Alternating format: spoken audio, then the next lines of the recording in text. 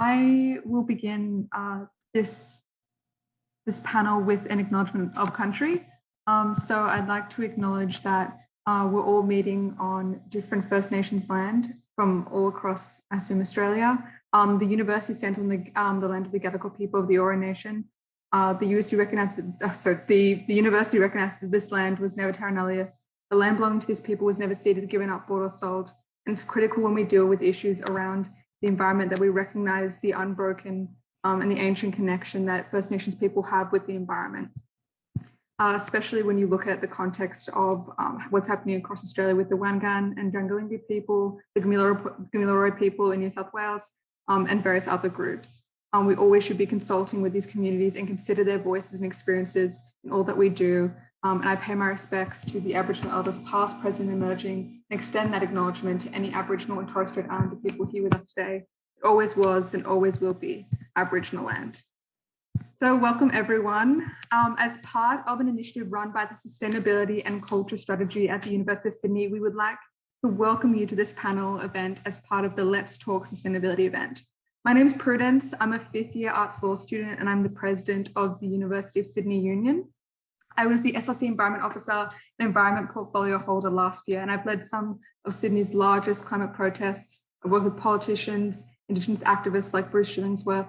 I've worked with people who've blockaded mines, who've been arrested, and the school strikers. So that's my introduction to the climate movement. We're talking about sustainability, and sustainability is a multifaceted term, one that has great influence over the 21st century. As recent as September 25, students across the world led a climate strike, emerging globally from the COVID-19 pandemic to demand worldwide action on the climate crisis. Bushfires and heat waves in North America, India, and China, droughts in Madagascar, the sinking of Tuvalu. In the past 30 years, climate-related disasters tripled, forcing more than 20 million people out of their homes. The climate disaster has no borders. In Australia alone, our 2020 bushfires saw 4,000 houses lost. Our Great Barrier Reef is almost entirely bleached. Our biodiversity, home as we are to 70% of the world's species, is declining rapidly. Like I said, for the Wangan, the Jangalingi people in Queensland, the Gamilaroi people in New South Wales, the Madbara people in Northern Territory, the ancient connections to lands are being stripped by mining and fracking, or for the Putu, Kanti, Kamara people blown up by Rio Tinto. A recent IPCC report has called this a code red for humanity. And in this crisis, the world looks to institutions like ours for direction. From high-level policy and research to the grassroots level of activism, it almost feels like a cliche just to cite these statistics to prove how high the stakes are increasing. But I think nothing is more real or visceral reminder of our danger than last year when hundreds of people died and thousands hospitalized from choking on the smoke from our bushfires. Only a few weeks ago, Greta Thunberg mocked simple environmental platitudes, blah, blah, blah, energy efficient. My hope is that our panel can take a more critical look on what is climate change, not what is climate change or where it is or when it's happening, but how we can do something right now. For the discussion and concerns that we have are our most critical human responsibility in history, and that's the guarantee of our future. The future of our children, our history, our planet is all on our shoulders right now. And with that being said, I would like to introduce our two incredible guest speakers who are doing something right now for the climate. First, we have Rosemary Lyster, who is a professor of climate and environmental law at the University of Sydney Law School. She's been an active member in the industry and was appointed by the Victorian government to a 3-person independent review committee to review the state's Climate Change Act 2010 and make recommendations to place Victoria as a leader on climate change. Not only has she contributed on a broader scale, she's also been instrumental in forming the University of Sydney's climate statement. Welcome, Rosemary. Thank you. We also have Isla, who is one of the current USU board directors and also a USU environment officer. Ever since her first year, she's been an active member of the University of Sydney Environment Collective. She's helped build multiple climate strikes on campus and believes that grassroots activism is one of the best ways to take climate action. She studies a Bachelor of Visual Arts and is specifically interested in the intersection between art and environmentalism. Welcome to both our panelists. Thank you, Prue. We're going to have a moderated discussion for the next 25 minutes or so before we will take some questions from our people watching. Feel free to unmute yourselves and speak up or plug questions in the chat, whatever works. And for people who may want to stay around at the end, you can ask any extra questions. So please feel free to do so. I would also like to introduce our incredible online moderator, Stephanie Wood, Director of the University of Sydney's Culture Strategy. Steph has put together a Slido, a live interaction tool where you as participants can chuck in any questions to be answered during the session. She'll insert that link into the Zoom chat, so you feel free to add any questions as we go. But jumping, I think, back into the discussion, and in line with what I opened, I really want to hone into the concept of climate action. Now, Rosemary and Isla, you both come from very contrasting backgrounds, so you might have different approaches to this idea of taking action. So what does climate action mean to you, and what does it look like? Rosemary, if you would like to answer first. Sure. Well, first of all, I'd just like to acknowledge the fact that I have been living and working on Darug land for the past 2 years, approximately, and I pay my respects to their elders, past, present, and emerging. And of course, being a lawyer, all of my career has been dedicated to taking action through law, and my topic of research is climate justice and disaster law. So for a long time, I really looked at using legal instruments for bringing down emissions. And then in about 2010, I realized that that wasn't happening. And so I sort of skipped over adaptation straight into disaster law. So I have led international teams of experts in thinking about what we need to do to take action. But what I really want to say is no one should believe that the Paris Agreement is what is going to move us towards net zero by 2050. It's not going to, in its current iteration, really assist, because I'm not sure if you're aware that a report was brought out 2 weeks ago, which shows that by 2030, we're actually going to be 16.3% above 2010 levels. And the IPCC has told us that we need to be 45% below by 2030. And that report took into account all of the net zero commitments made by all countries, including the United States.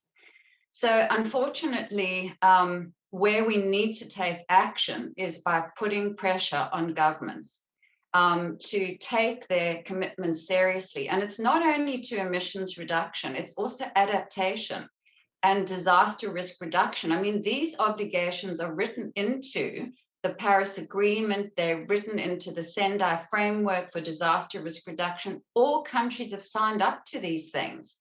And all we see is publications, strategies, policies, documents, but we don't really see enough action on the ground in any of these areas. And when we look at developing countries that are most vulnerable, we're very vulnerable. In Australia, while the global temperature has risen by 0.99 degrees, here in Australia, we're already 1.4 degrees above. So we're not far off the 1.5 degree target. But developed countries by now should have paid $1 trillion to developing countries. They agreed to that legally. And so far, they've only pledged $8.3 billion. So there's a massive funding shortage. This is an absolute crisis for climate justice. So we need to put pressure on governments on all of these levels. And we do that through climate strikes. We do that through litigation. And I'm going to talk later about litigation, but certainly the law does have a role to play, but it's political action that is going to get things moving. And I know there has already been a lot of political action, but it's how do we get to the next level? Thank you for that incredible summary. I know, Isla, you might be able to speak as well to that political side of things. So what's your take on climate action? Yeah, thank you, Prue, and thank you, Rosemary, for that really insightful kind of answer. Yeah, I'd just like to first mention that I'm on Gadigal land and this land was stolen and sovereignty was never ceded. I think that it's really important to recognise that climate struggle and climate action is intrinsically linked to Indigenous First Nations justice, and it always was and always will be Aboriginal land. So I took a while to reflect on what climate action is to me, and I think that through my involvement in the enviro collectives at UCID, it's about building mass opposition and, like Rosemary said, putting that pressure on policymakers and on the government to change things. And I mean, I think it's the largest existential kind of problem of our time. And in some ways, it's quite hard to fathom the extent to which climate change is going to affect all of us so permanently and so forcefully. And I think that, you know, more and more greenhouse gases are going to be emitted and temperatures will rise and rise. And yet we're not seeing the change that we need to see reflected in our policies. So coming together as students, as workers from all walks of life is the way that I think we take climate action. And it's going to strikes. It's building this kind of mass movement. And it's shifting as well. I think it's shifting the whole framework to how we view the world, because the way that we've had this, the reasons for this exploitation come from this, these ideas around privatization and individualism. And I think if anything, the past, you know, the 2019, 2020 fires showed us is that we're all collectively in this together, and we can't just have an individual response. We have to unite as people together. And I think, Prue, you mentioned Greta and what she said recently, which was we have all these conferences and these forums, and politicians and world leaders, they just go blah, blah, blah. And it's gotten to the point where it's in our hands to take the action that we want to see. And so it's going and it's building strikes. It's going to university lectures and tutorials and telling people about the way that they can show their opposition and build and unite together. And we have demands, like one of our recent demands was no new coal and gas projects and a just transition to climate jobs, and 100% publicly owned renewable energy, as well as Indigenous-led land management. And I think those kind of demands sum up that this is not just a single issue. This has ramifications and effects on many different spheres of our lives, and affects many different social and economic issues. So it is about building and uniting that kind of large fight and large struggle, as well as the individual, as well as the kind of smaller scale community measures that we're taking to ensure sustainable practices. That was incredibly said. Obviously that kind of incorporates facing up to really large institutions. And I know, Rosemary, you've worked in climate and environmental law for 20 years, and you've had to challenge a lot of powerful institutions and interest groups, including our university. So that must have required a lot of courage. Can you tell us a bit about your journey in contributing to the formation of the university's climate statement? Yes, sure. And I just wanted to agree with everything that Isla said. And particularly when we're thinking about the kind of action that we need to be motivating for, is that we have to move away from this idea that it's the economy that counts and nothing else. You know, it's this neoliberal framework that we have for our laws here. But the Paris Agreement is a neoliberal agreement in itself. It's just, you know, it's not up to the task. So the thing is that, you know, having been so dedicated to this area, you know, over many, many years, and seeing nothing realistic and nothing meaningful really happening in terms of avoiding this disaster, that's what gives me courage, because you have to be able to, you know, as I always say, speak truth to power. It doesn't matter where the power lies, whether it lies with government, whether it lies with corporations, whether it lies with your own faculty or with the university. It's absolutely crucial that we cannot remain silent. And so actually in November 2019, in the middle of the haze, it was sort of the early part of the haze actually, that I actually put forward a resolution to the law school board that we declare a climate emergency. And I gave a presentation for about 15 minutes showing that 11,000 scientists that month had said that they're standing up and they're not going to keep quiet. And so I really wasn't expecting us to get a unanimous vote. I thought there would be a lot of questions and so on, but it went to a unanimous, it went to a vote, and we unanimously accepted that declaration. And we said that as lawyers, we have to call on governments, we have to call on corporations. We need to, do more in the education space. And so once we'd done that, I then started to get calls from other faculties. And they said, well, we want to put the same sort of motion to our boards, our faculty boards. And then actually, it was, in terms of the climate statement for the university, this actually was a joint initiative that was initiated by Peter Konstantinov, who is the professional services leader on University Senate. He's the representative on Senate, and Marianne Large, who's the academic representative. And they contacted me as well and said, given your declaration, don't you think we should be going to Senate? And so then a group of about 7 academics and people in the professional services side of things drafted a memo to go to Senate to say that they needed to make a statement on climate change. And we weren't successful. The first time round, it was rejected by Senate because there were questions about whether or not this was an appropriate process. So it was kind of like, it's not up to you to approach Senate. You should be going through other avenues, like you should take this to academic board, and then academic board will discuss it, and then it will go from there up to the Senate. And we went back and said, no, we are coming to the Senate, and the Senate has to resolve this at the highest level.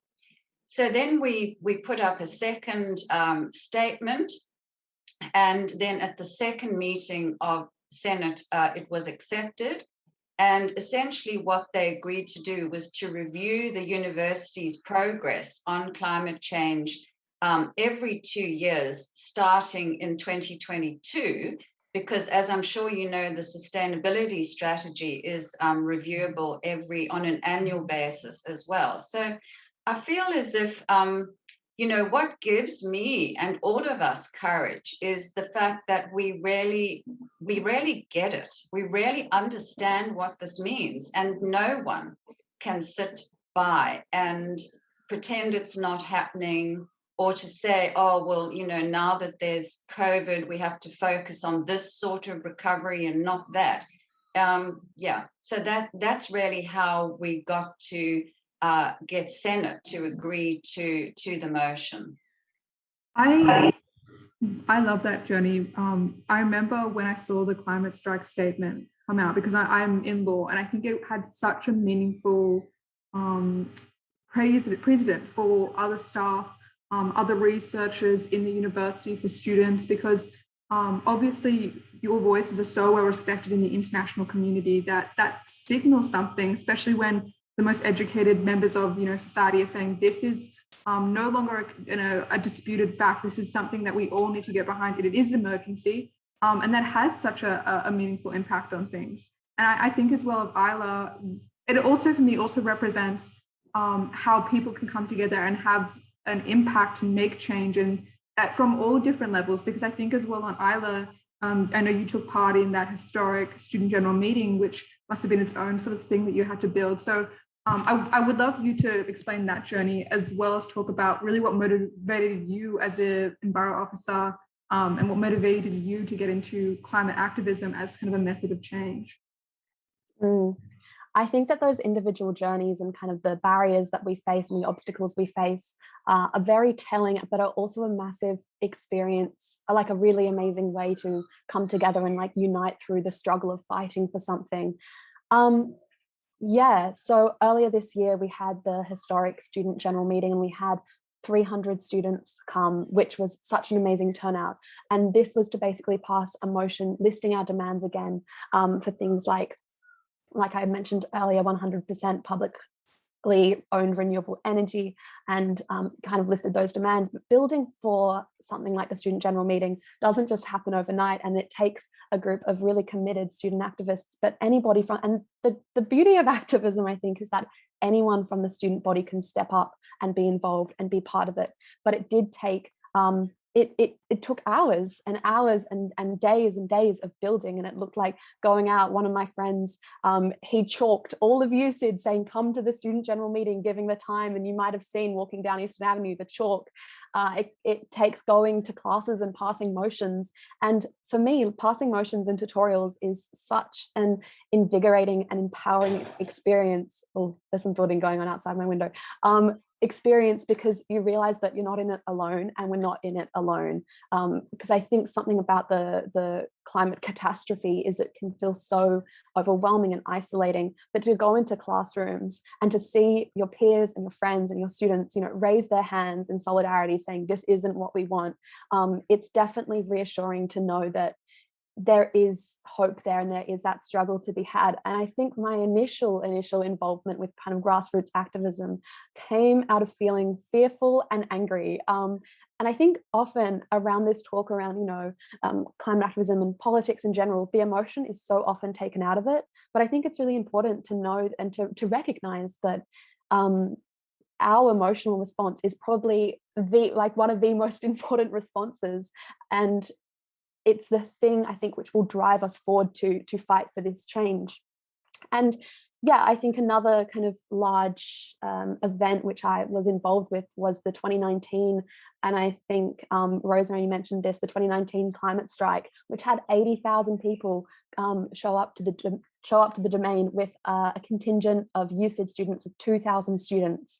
And it's this kind of strike and this kind of mass movement from people from all areas of society. It's not that it's one group showing up. And I think for us all to fight this, it can't just be one fight. It can't just be a fight coming from one group of people. Every single group, sports groups, local gardening groups. This is something for everyone to engage with, I think. And it doesn't just mean, like I said earlier, it doesn't just mean that we're fighting for different policy measures. I think we're fighting for a whole different worldview, one that values collectivism over individualism and collaboration instead of hierarchy. And in the face of hotter summers and rising sea levels and more frequent natural disasters, we have to cling to these things, the things which bring us together and unite us. Yeah, and I think that's kind of everything which led me to be involved with these groups, because I think these groups are where the struggle is, and that's how we can put the pressure on the decisions being made. Yeah, that's fabulous. It reminds me of what Greta said about how she doesn't want hope, and that adults are always talking about the legacies of leading us and they have to give us hope. And she says, we don't want hope. We don't want your hope. We want you to panic. And I think it's a lot of our probably origin stories come from that sense of panic and just belief that we can fight this together. And like you said, there's so many ways to learn about things and so many a worldview that could change. And that's also about sustainable land management, speaking to the sustainability topic that we learn from First Nations people. But kind of jumping back to the 2019-2020 bushfire season, that was obviously a very challenging time for Australia. And we're entering into an El Nino this summer. And so I'm really keen to hear about your thoughts about whether the horror of the bushfire season spurred people to action or to think differently about climate change. Rosemary? Yeah, and I want to again agree, with Isla, is that there's so many ways to get involved in grassroots action and social media. Join up to every single 350.org, Get Up. I mean, just join up to every Greenpeace. Just put your name to every single action that is available. And it's very important to show emotion. So when I teach my climate justice and disaster law course, sometimes the students and I end in tears. And they say to me, can you say or do something to make us feel better? And I say, no, I can't. I can show you what I think is going to make a difference, and we can all work towards that. But right now, today, no, I can't. So it is important to feel that emotion, and that's what the bushfires did. The bushfires actually brought home to every single person who was trying to breathe what climate change looks like. And it also brought home what our political leaders think during crises like this about climate change. To see that photograph of Scott Morrison on holiday, I will never, ever forget that. I will never, ever forget the leaders saying this isn't a time to talk about climate change. So, you know, just thinking about the law school declaration, that happened when we were all trying to breathe. But the thing that really affected me and that kept me awake, and all of my colleagues as well, was the fact that 3 billion animals died, 3 billion, and 100 billion insects. You know, and I really care about human life a lot. But I found the media was talking about the fact that, you know, 34 people had died in the fires, and it's a terrible tragedy. Every human life is a terrible tragedy. You know, and the 444 people who went on to die from smoke inhalation. But when you think of the numbers of animals that died, I think that really got to people as well. You know, just seeing the visual images of the burnt and the harmed animals and things like that. It just, I mean, a lot of people focused on koalas, but because they are the sort of iconic species. And after the fires, it's all about save the koalas, but it's all the rest as well. And unfortunately, the government still is not doing enough to stop land clearing, to and so on, to really protect biodiversity. So just one other comment is that I'm sure you've all heard about the bushfires survivors action against the EPA that was successful in the Land and Environment Court a few weeks ago. And they brought an action, and they said, we cannot rest easy unless we know that the EPA is going to regulate greenhouse gases. And the court ordered the EPA to do that. So that's another,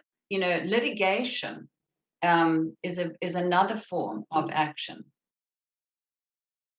100%. And, you know, you drew so many powerful images that we can remember from that time. Obviously, Australia is so uniquely diverse. I think it's called like mega diverse because it houses so much of the country, of the world's species. And to see that so recklessly destroyed through the compounding effects of climate action was, I think, extremely emotional. But Isla, what was your experience? I know you were involved in some of the protests maybe during that time. Yeah, I think that was a time which, yeah, to echo everything that you said, Rosemary, it was a time of extreme loss for the environment, for everything that we're fighting for. You know, when we talk about taking climate action, it's to protect the environment. So to see it falling like apart in front of our eyes and being destroyed in front of our eyes was just heartbreaking. And I wanted to share an experience that I had in 2019. So I went camping to this, like in the snowy mountains, and I just remember it was such a beautiful experience because it was fully off grid and out of like no reception, so you're just completely surrounded by nature. The air was so crisp, and I remember coming out of Sydney and the smoke and not being able to see blue sky for days, and then being able to see the blue sky and just hearing all the insects at night and being surrounded by that bushland was so restorative and so beautiful. And then it was weeks later that, or only a few weeks later, that I was sent images of the exact area where I was camping, and it had been burned to the ground. And I remember just feeling so much loss for everything that was there and everything that I had just seen and been able to witness. To think that that biodiversity had been destroyed and that whole ecosystems had been destroyed was truly, truly devastating. And as well as that, like you touched on, Rosemary, all the other animals as well. I mean, I think there were some, videos being shared on Facebook of the koalas being burnt, and then the people being stranded at Malakuta. It was just such a traumatic experience for the whole country, and to have virtually no leadership from our Prime Minister during that time was just baffling and so hard to comprehend. But I think what the fires did was it brought to life the reality of climate change. We hear the numbers, we hear these kind of facts and these figures, but that was a time where we were really confronted by the reality of what climate change is going to bring. And in that way, I think there was this kind of surge of hope, and hope around organizing. Hope was the wrong word. Surge of anger and kind of frustration and wanting to do something about it. So we did see, campaigns and strikes happen out of this. And I remember going to them with my mask on because you could hardly breathe the air. But yeah, if anything, it just demonstrated that this is something we're all going to be affected by. There's no escaping smoke. And it's about uniting and realizing that that's the issue that we're all tackling together, because it was such a potent and emotional kind of experience for, I think, the whole nation. 100%. And that was really beautiful, the illusion that you drew with the experience that you drew on just then. I think another really big experience that's impacted all of us is, of course, the COVID-19 pandemic. And in some ways that might have affected climate activism. I'm just interested in getting your reflections on what do you think has changed since we've gone through COVID-19, or what are the big lessons that have been drawn from that pandemic experience? What is the world that you kind of want to build, if you can say, post-pandemic?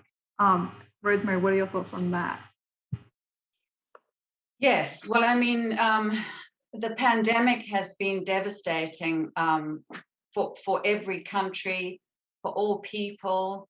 I mean, the loss of life has been absolutely extraordinary, and we have all suffered individually as a result of having been locked down, for very extended periods of time. But what it has shown me, well, I just want to first of all talk about the emissions. A lot of people think, during COVID, the emissions dropped so dramatically that we're not going to have to worry too much about emissions, in the next few years. They only dropped about 7%. And so this report that came out a few weeks ago took into account that 7% drop in emissions globally, and we're still going to be 16% above by 2030. So it didn't have a huge impact, but what it showed all of us is that when governments want to respond, including the Australian government, they have every power at their disposal to respond. They formed a national cabinet, which they refused to do in November 2019. When Morrison was called on to form a national cabinet, he didn't do that to respond to the fires. And also, when you see the billions of dollars that are put up to help us to recover from COVID, it's extraordinary. It's very heartening to me to see that when government wants to act and when it accepts that there is a crisis, then it acts very, very quickly. And so what I hope is that the National Cabinet will continue and that it will shift its focus to the crisis that we face with regard to the climate emergency. I have been having a look at some of the statements about the green recovery, and there are a lot of statements that have come out of the EU and the US and so on about the green recovery, but Australia's recovery plan does not mention the environment. It talks about, jobs and infrastructure and economic support for individuals, etc. But, it has these sort of separations between the COVID recovery and the Gasled recovery. And And so at the moment, we're just not on track in terms of using this opportunity to do what's necessary in terms of climate change. 100%. And I definitely agree with the hypocrisy or that you saw that it was somehow impossible to treat the climate crisis as an actual crisis. But COVID-19 showed that there is space to really put in those emergency safety brakes. And hopefully that can be used as a precedent for the incoming or the kind of exponentially growing crisis that is the climate one. But Isla, what's your perspective on this? I know we heard Gasled recovery, and I know that's something the Enviro Collective cares about. But what's your kind of perspective on the COVID-19 influence? Well, I think that like I've kind of mentioned, the climate movement is going to require such a mass mobilization of people, and these kind of mass social movements, they require catalysts, and it's about waiting for the time and being ready for the time when that catalyst moment arrives. And I think that COVID-19, as we come out of it, we should use this time as the catalyst moment to kind of propel our action in a way that we haven't before. And just as Rosemary said, the government has the resources, and it's just infuriating to see when they don't kind of use them to treat the climate emergency and to help with that. I think as well, this shift to the gas-led recovery is something that is honestly just, it's a bit ridiculous, especially what we're seeing with the Kurri Kurri gas plant.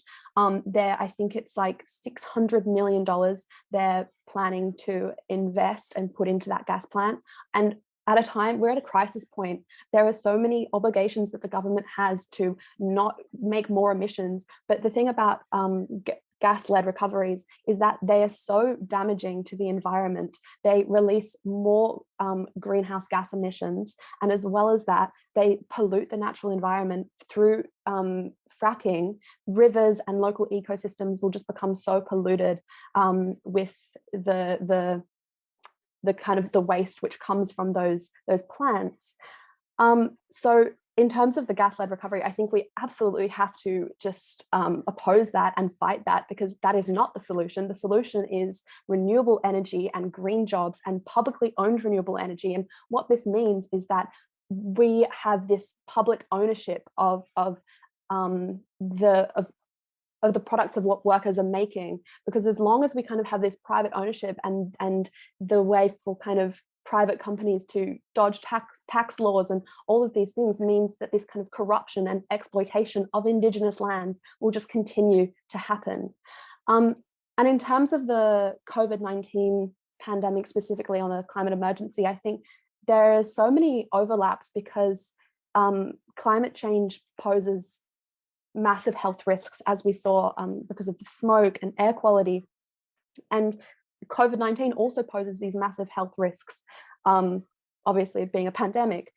And I think that the risk of climate change is that it's just going to kind of deepen or our ability to recover from COVID, as disease spreads easier as kind of climates get hotter. And it's about the government taking the change to ensure that all communities and all areas within Australia are looked after, because what's going to happen is disproportionately communities from lower socioeconomic areas are going to be affected by COVID, and then as well by climate change. So it's about coming together, pooling our resources, properly redistributing our resources, and using them to the greatest good that we possibly can, which right now we're not seeing being done. But we have seen this kind of glimmer, like you said, Rosemary. There have been some, the government has been good in some of its initiatives with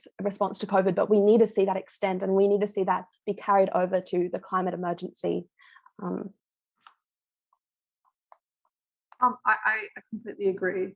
And we're getting some really incredible questions as well for our panelists. But before that, I just wanted to stay on you, Isla, and kind of ask, what do you think the university can do to better address climate change? What would you like to call the university on to do?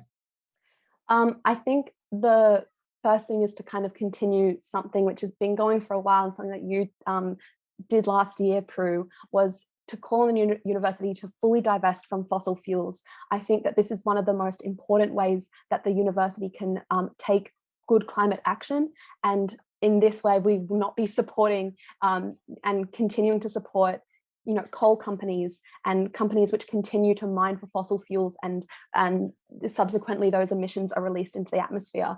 That's one of the first things that I think the university absolutely needs to do. Secondly, I think there are measures that can be taken, and we are seeing being taken in the university, which are fantastic, more kind of community-based measures, such as like even within clubs and societies. One of our co-board directors, Cole, he is looking into using renewable cups and kind of plates and stuff for all the society events. And then we've got the composts as well, which have come in, which is excellent. So it's kind of taking these small initiatives, but at the same time realizing that although these things are so important and so significant, it's also about fighting for the kind of mass struggle and mass movement which we need to see. And it looks like when we have things like climate strikes, it's calling on the university to support those strikes, to engage with those strikes, and to also not penalize students for going on strikes. I think, and that's what we saw with the 2019 climate strikes. No students were penalized for leaving classes, and that was fantastic, because that really creates the initiative for students to come along and actually be like, this is something worth engaging in. When we see the university engaging with this struggle from that kind of top tier response, I think it inspires and motivates a lot of people to do the same. When there's this kind of fracture between the student movement and then kind of what the university is doing, people get skeptical, and I think people are less likely to engage with it. So we really need to see that collective response from what the student activists are fighting for, and from what the university and the kind of the university leadership, the kind of direction that they're setting for this action. And we really need to see the unison between those two, and those two entities working together, because only through that collective response can we see the action that we need to see. I think that's it. I mean, the struggle for climate action is just continuous and ongoing, and it's something we constantly need to be engaging in, which is hard to do, but that's why we have each other and groups to lean on and support through this struggle and through this fight. Incredible. I might throw to Zoe as well to talk about what the university is doing, but Rosemary, did you want to add anything about what you think the university could be doing, or from your perspective as a staffer, what role the staff could be doing in supporting students, or bringing anything to the university yourself? Yes, well, one of the things that we committed to was to engage in education at the law school level. And I know that there are initiatives at the LLB level and the JD level to actually do that going forward. So I think education is a really important, part of the university's mission. So what more can the university be doing to actually introduce compulsory first year or second year courses or something? I mean, everybody should be doing a course on climate change and the environment. And I don't know why it is that still, doesn't happen.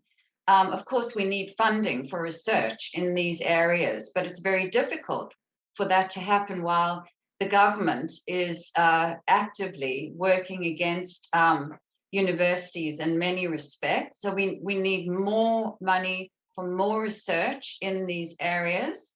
And also we need to, as a university, engage in outreach and engagement, just talking to the community. I mean, we held an event after the fires, and I think we had 350 people, members of the public, come to that event. And it was really like a requiem. I mean, people came, they were so devastated and so shattered, but we put that event on so that we could all come together, and the community had somewhere to go to listen to the experts. And I think that's what, we need to be doing all the time. All faculties, all centers, all institutes, that's what we should be doing, is going to the public to discuss the major issues of the day, because that's another way of building the sort of public impetus.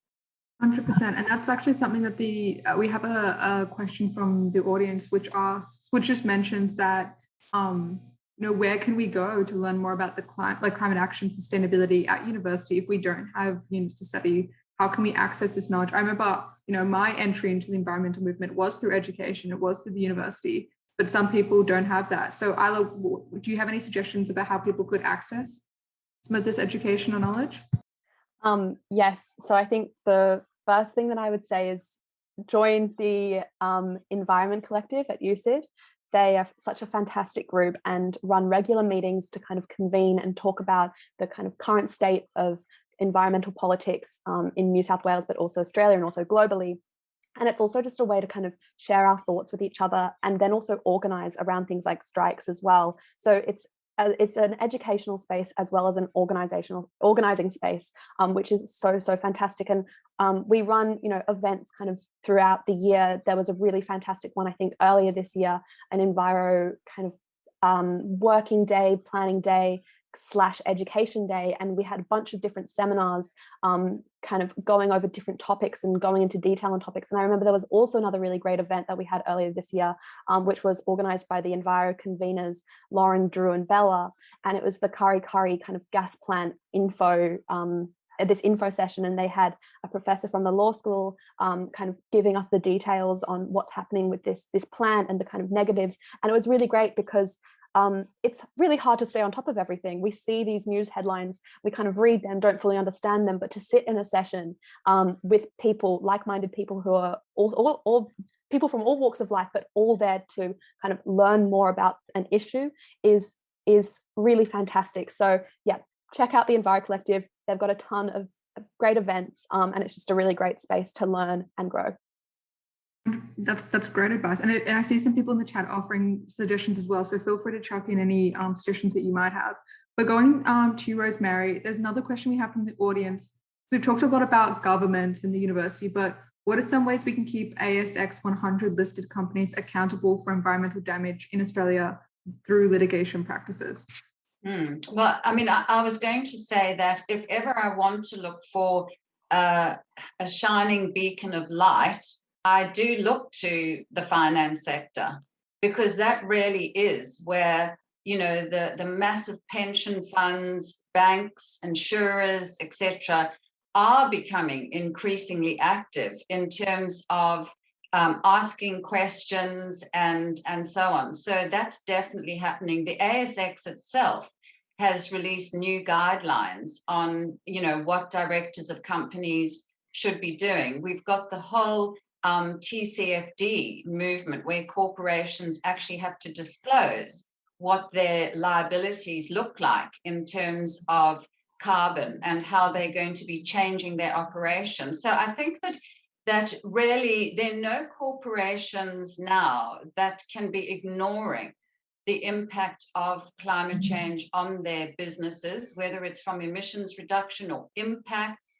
You even look at coal mining and the impacts which massive floods have had. I mean, we've had situations where even coal mines that we, would want to close down, where their operations have been flooded out for months on end. So they can't be sitting back and pretending that they don't understand the impacts of climate change. So I do think that with regard to litigation, there are more and more actions that are being, brought forward to challenge super funds, to challenge directors of companies and so on, as well as at every annual general meeting where you have, organizers going and bringing motions to the annual general meeting. I did that myself last year. I went to the QBE annual general meeting and made statements on climate change and asked them what they were intending to do. So there's a lot that can be done with regard to finance, investment, super, etc. And a lot is being done all around the world, actually. Definitely. I also think, and this is more, I guess, the government point, but that case that was brought by the School Strike for Climate, Sharma versus yes, and there was about a duty of care that the Minister for Environment or something has to the state or something like that. I thought that was really an incredible bit of litigation that connected climate activism with the more legal side of things. But I guess going back to you as well, Rosemary, what are your thoughts on how, I know you mentioned the Victorian Climate Change Act, but how does the Victorian Climate Change Act 2017, how is it operating and what is the influence it's having? Well, it's fundamental to everything that the Victorian government is doing. So, for example, what we said is that they need to set targets and they need to announce those targets in advance so that everyone in Australia and Victoria knows what the targets are. Those are emissions reduction targets, and they have to review those every single 5 years and improve on those targets. They have to have an adaptation strategy, which they have announced. The adaptation has to include disaster risk reduction, and it does. They have to publish annually the costs to the Victorian economy of climate-induced disasters, which they do. So everything that has happened in Victoria since 2017 has been related to the recommendations which we made. We made 33 recommendations and they accepted 32 of them. Wow, that's Yeah. incredible. Yeah, and I think that part of that as well, taking the information we get from that and empowering the students that we have to really make sure that that gets out into the world and isn't covered up. I guess speaking to Isla, what would you say to young people who feel anxious and distressed about these disasters in their future? What kind of message would you say you impart? Is it a message of hope, panic? What's your thoughts? I think it's a message of hope. I mean, you only need to look at the movements which are being led today, and they're being led by young people and they're being led by students. We've seen that in school strikes for climate, and it's just so empowering when you go to one of those strikes and it's a 16-year-old speaking in front of thousands of people. I think it's important to join groups and to find organizers if it's something that you're really passionate about. And I think that activism and engaging with this kind of building movements and this mass mobilization is also, it's quite it's a good way just to kind of mellow the anxiety which can bubble up sometimes. So try to find groups to join, organizations to contribute to, and inform yourself. I remember even saying to you, Prue, once, I was like, because Prue is an enviro icon, and I was like, how can I learn more about this? And you just recommended the book by Naomi Klein, This Changes Everything. And then I went and read that. And it's just about kind of informing yourself gradually and slowly through the processes of just, education and trying to navigate the murky waters of figuring out what to do. Because sometimes I've had moments where I go to a strike and I think, is this going to do anything? What's the effect of this? And it's such a hard thought to battle with. And the truth is that we never will really know what the effect of our activism is until we get the effect. But we have to keep struggling and working and fighting for that, because without that struggle, we don't know what we could win and what we could save and do for the world. So yeah, engage with the struggle, engage with the activism, and I think that's the way forward. I love that. And Rosemary, is there any message that you would impart to all these students who are inheriting this crisis and all future lawyers and activists coming up? Action is the only way to feel hope. Like, as I said, if I look at the Paris Agreement and what's happening right now, do I feel hope? No, not right now, not today. But action is the only thing that is going to help us feel like we're making a difference. And if you feel that you're not making a difference yourself, and, action is the big thing, but action can just be on the individual level of what you do in your every single day, of your life, what transport choices you make, what you do with your plastics, what you do with your waste. I mean, so every day, think about your life as action. And in every single way, every single day, take action that is going to make you feel as if you're part of the solution. And sometimes it's going to be massive public actions like joining strikes, but every day, each of us can find a way to actually take action. And so, I agree with Isla. It's the only way. It's like people say to me, how can you keep doing this? And I say, how can I not? So that's the question. How can we not keep doing this? That was beautiful, beautiful words, I think, to end on. I just imagine it closing a beautiful documentary that would inspire me greatly. Yeah, this has been an incredible discussion. We're so appreciative that you gave up your time to talk to us. I really look forward to hopefully working with you guys in the future to really fight the climate catastrophe. And everyone who's here, I think this is definitely a call to action that you should make any changes that you can in your own personal lives, whether that's, working within your workplace to get a statement out about a climate emergency, whether that's, joining an action or a climate strike. Any change is a valuable change, or any action is a valuable action. If we can all do it together, it could really, really make a difference. So thank you so much to our incredible panelists. Thank you to our audience. If you have any further thoughts, if you wanted to mention anything, feel free to mention in the chat. But I think we'll end it at here, so everyone has time to go on into the next hour. But thank you so much. Thank you so much. Thank you. Yeah, Thank you.